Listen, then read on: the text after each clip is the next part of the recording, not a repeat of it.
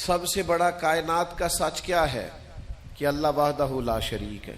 یہ کائنات کی سب سے بڑی صداقت ہے، سب سے بڑی حقیقت ہے، سب سے بڑا کائنات کا یہ ضابطہ ہے کہ اس مخلوق کا خالق، مالک، رازق اللہ ہے۔ لیکن اللہ کہتا ہے ادعو الی سبیل ربک بالحکمہ، کسی کو اللہ کی طرف بھی بلاؤ نا تو حکمت کے ساتھ بلاؤ، اللہ کے رستے کی بھی دعوت دو تو دانائی کے ساتھ دو، لوگوں کو اللہ کی جانب بھی بلاؤ تو تم معاملہ فہم بن کے بلاؤ۔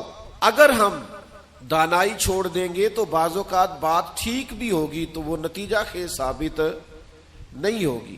وہ کسی نے کہا تھا بات اگرچہ بے سلیقہ ہو کلیم، پر بات کرنے کو سلیقہ چاہیے۔ آپ سلیقے سے بات کریں، معاملہ پھر دیکھیں نا، نبی پاک صلی اللہ علیہ وسلم نے فرمایا اپنی اولاد کی بھی عزت کرو۔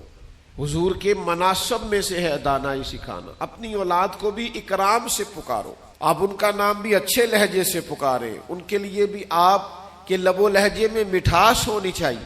لیکن ہمارے ہاں یہ ہوتا ہے کہ بہت ساری جلد بازی، بہت ساری طبیعت کا الجھاؤ، بے چینی، بے قراری، ہر چیز کو سختی سے ٹھیک کرنے کی کوشش کرنا۔ ہوتی ہیں بعض چیزیں بھی سختی سے ٹھیک، لیکن ساری چیزیں سختی سے ٹھیک نہیں ہوتی۔ آپ نہایت معاملہ فہمی کے ساتھ، نہایت تدبر کے ساتھ حضور لوگوں کو دین کی طرف بلاتے تو بڑے کمال انداز میں سرکار دعوت دیتے، اللہ کا پیغام دیتے تو اس میں اتنی مٹھاس ہوتی کہ دلوں میں بات گھر کر جاتی۔ کچھ لوگ کہتے ہیں جی، وہ ان کا اپنا فلسفہ ہے، کہتے ہیں جی میں چونکہ سچا ہوں اس لیے کڑوا ہوں، میں چونکہ سچ بولتا ہوں تو سچ کڑوا ہوتا ہے تو لہذا اس لیے میں لوگوں کو اچھا نہیں لگتا۔ تو میں ان سے کہا کرتا ہوں بھائی سچ نہیں کڑوا، آپ کا لہجہ کڑوا ہے۔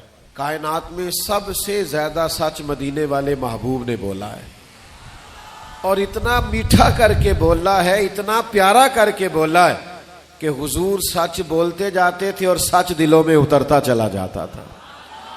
سچ بولیں لیکن خوبصورتی سے، لیکن محبت سے، لیکن دانائی سے۔ یعنی ایک صحابی آئے تو ان کے چہرے پہ بڑا جلال تھا اور ان کے لہجے میں بڑا غصہ تھا، اور وہ بڑے بے چین اور بڑے بے قرار تھے کہ یا رسول اللہ میں ان مشرکین کو چھوڑوں گا نہیں۔ حضور نے فرمایا کیا ہوا؟